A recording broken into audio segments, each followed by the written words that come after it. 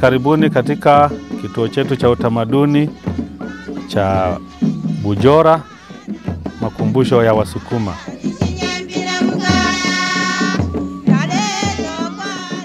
Kituo cha utamaduni Bujora kilianzishwa mwaka 1954. Japokuwa kuja kusimama kabisa na kuitwa kama kituo cha utamaduni na makumbusho ya Wasukuma ni kuanzia mwaka 1968.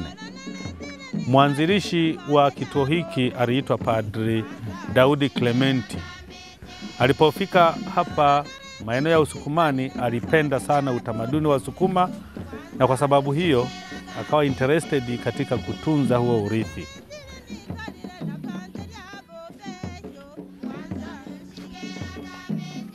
Hii ni sehemu ya mfano wa kilima ambacho kilitumika hasa kwa wasichana ambao wamefikia umri wa kuolewa.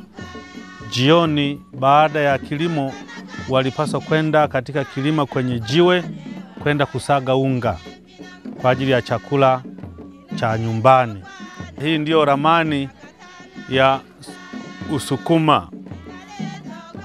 Mwanzilishi wa kituo hiki alipofika maeneo hapa Bujora ya Penda, akaanzisha chama cha Mtakatifu Sisilia. Chama hiki ndicho kilimsaidia sana kutunza urithi wa utamaduni wa Msukuma uliopo hapa. Na hapa ndiyo nembo ya chama cha Mtakatifu Sisilia.